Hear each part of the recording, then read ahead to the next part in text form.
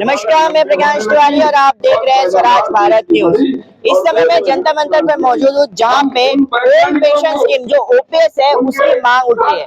2004 में एनपीएस लाया गया था और अब 2025 चल रहा है, जिसमें केंद्र में बैठी सरकार ने यूपीएस लाया है। तो उससे भी समझ में आ गया है कि एनपीएस जो है वो बहुत ही सेटिस्फेक्शन वाला लेवल पे नहीं है, तो यूपीएस लाया है। वहीं अगर बात की जाए लोगों की जो गवर्नमेंट जॉब से रिटायरमेंट हो चुके हैं, वो ओपीएस की मांग कर रहे हैं। इसी बीच हमारे साथ महिलाएं जुड़ चुकी है जो गवर्नमेंट जॉब में रह चुकी है और वो ओपीएस की डिमांड करी। आइए जानते हैं क्या मैटर।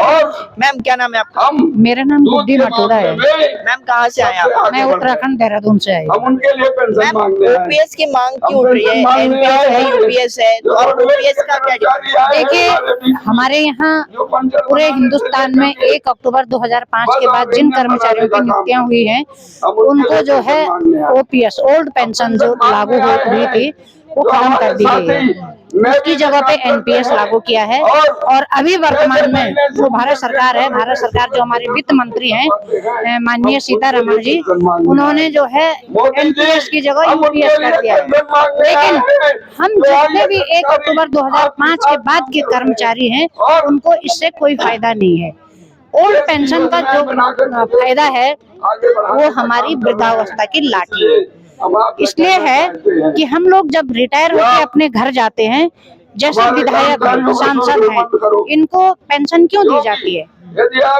इनको तो आपने ये देखा होगा, एक दिन के विधायक भी बनेंगे, उनको उनकी पेंशन तैयार हो गई है। और हमारे कर्मचारियों को तुमने जो है पेंशन खत्म, ओल्ड पेंशन खत्म कर दी। एनपीएस यूपीएस क्या होता है? एनपीएस यूपीएस हम लोग 60 साल तक नौकरी कर रहे हैं, तो हमारे लिए ओल्ड पेंशन नहीं है, एनपीएस यूपीएस है। और जो एक दिन के विधायक हैं, उनको तुम जो है पेंशन दे रहे हैं। पेंशन के साथ साथ तुम उनको जब जब तुम्हारी सरकारें आती है तब तब तुम उनका जो है पेंशन में बढ़ोतरी कर देते हैं। ये कहाँ का नियम है? 60 साल के बाद हमारा भी तो अधिकार बनता है ना, हमारा पूरा अधिकार बनता है कि हम लोग 60 साल के बाद अपनी जो है लाठी है, बुढ़ापे की लाठी, उसको पकड़ के अच्छे से चला सके और अपने बाल बच्चों का पालन कर सके। इसलिए हमें जो है न एनपीएस चाहिए न यूपीएस चाहिए, हमें केवल ओपीएस चाहिए।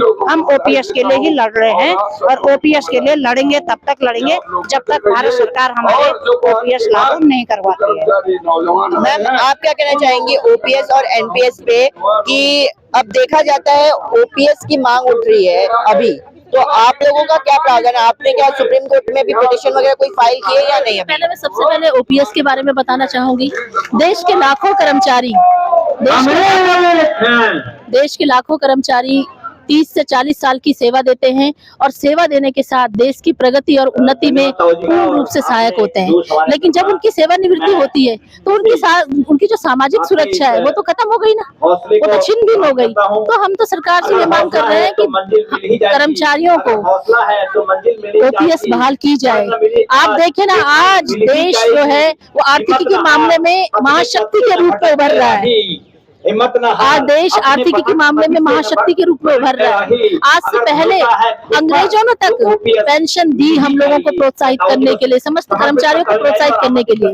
आज जब हमारा देश आर्थिकी के रूप में सफलता के सोपानों पर है, जब आज हमारा देश सफलतम सीढ़ियों पे चढ़ रहा है, तब वो कर्मचारियों को उनकी पेंशन से वंचित कर रहा है। तो ये तो एक न्याय नहीं है ना।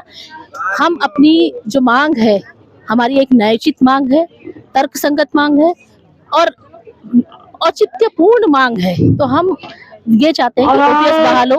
यदि किसी कंडीशन में ओपीएस बहाल नहीं होती है तो कर्मचारियों को विवश होना पड़ेगा आगामी आंदोलन के लिए, और वो आंदोलन होगा वोट की चोट से।